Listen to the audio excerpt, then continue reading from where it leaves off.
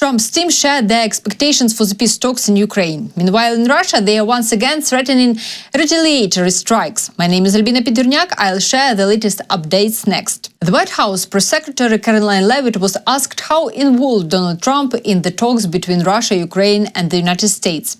She said that Trump is involved through his representatives Witkoff and Kushner, but quickly changed the topic to the situation in the Middle East. There's another round of Russia-Ukraine talks this weekend, Sunday. I wonder if you can walk us through with the president, how he'll be involved in that, if at all. We'll be talking to President Putin, President Zelensky ahead of those meetings. I'm not tracking any scheduled calls at this point in time.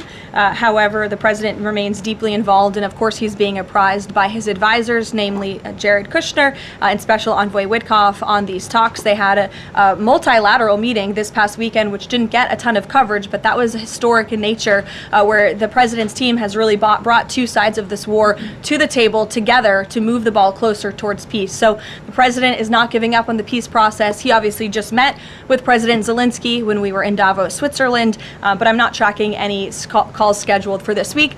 On one more foreign policy point, I will point out, as you all saw, the last remaining body of the hostages, Israeli hostages in Gaza, has been returned. This is a huge foreign policy feat for the President of the United States, for the State of Israel, and frankly for the whole world.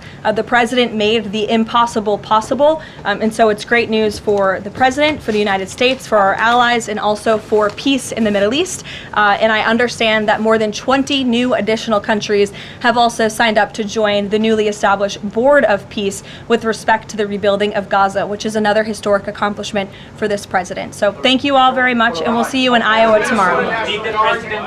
The European Union and India signed a big trade and security deal. It is called historic because it will have a big effect on the economy and politics. India agreed to slowly lower taxes on goods from the EU.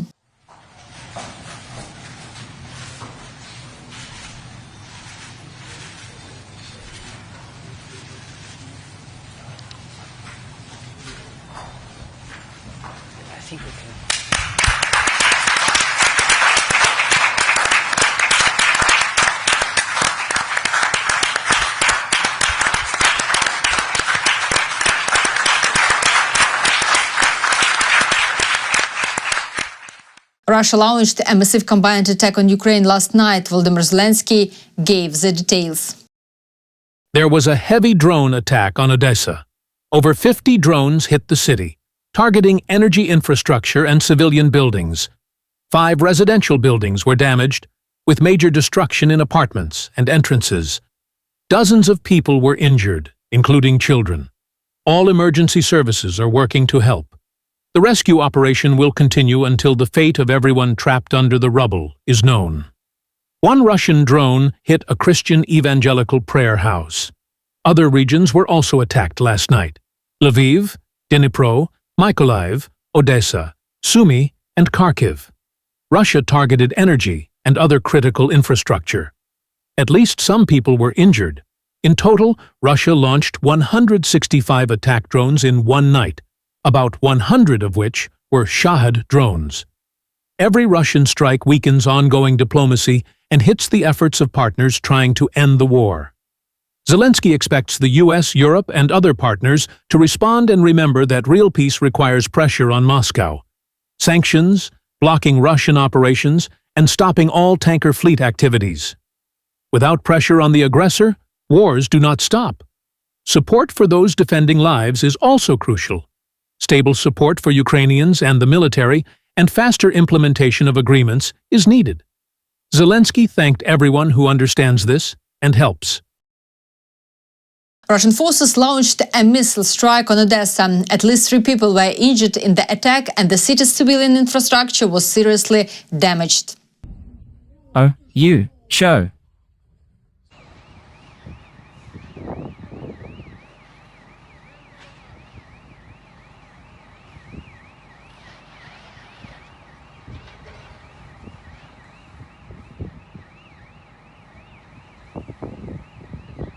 Well, there is just nothing.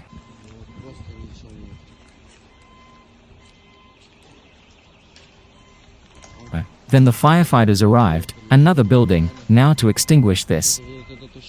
Nothing was left of the house. People's balcony was knocked out. It's burning there, it's burning there, it's just a fire. Well, I go there, yes, and I say, they are burning. Simple, just all.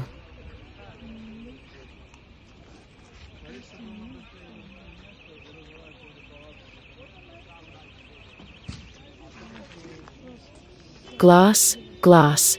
Everything is covered with glass. We don't have such a street.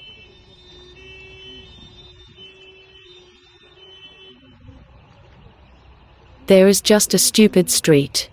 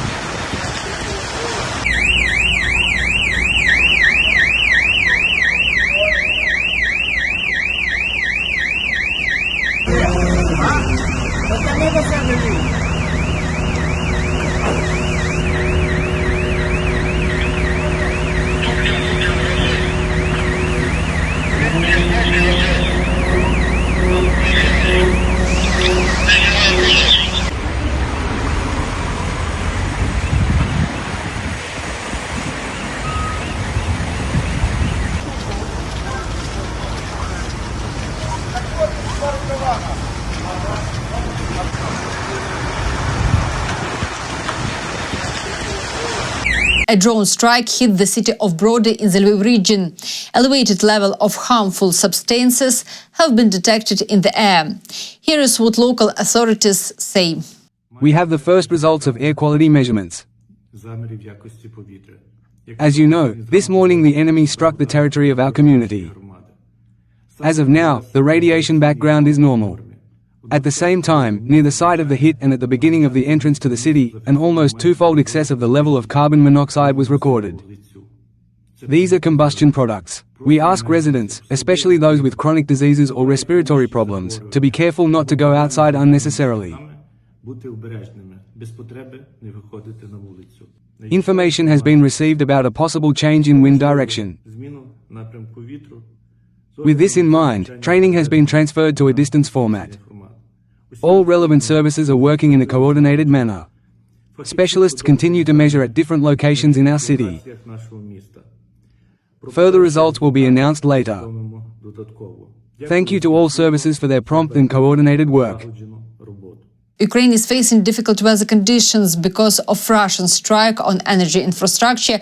People are forced to survive in harsh conditions. In the capital, resilience points are actively operating to help residents.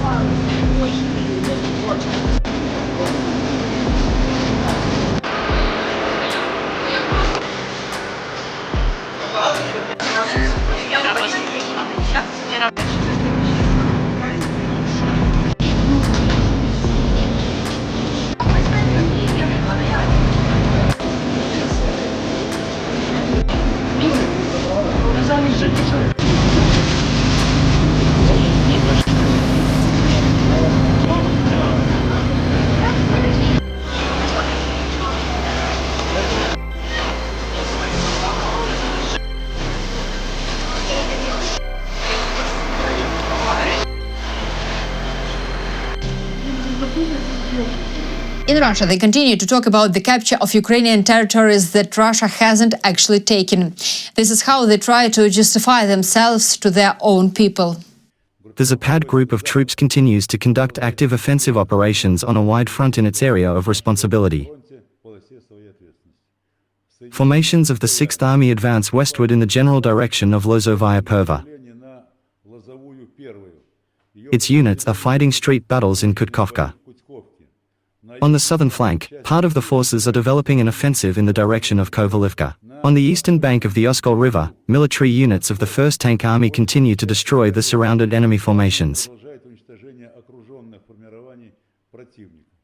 Kupiansk-Kozlovyi has been liberated, and city blocks in this city are being checked and cleaned up. Fighting is underway in the settlements of Kivsharivka and Glushkov. In general, in the blocked area, and this is a section of terrain measuring 4 by 6 kilometers, up to 800 servicemen of Ukrainian units remain.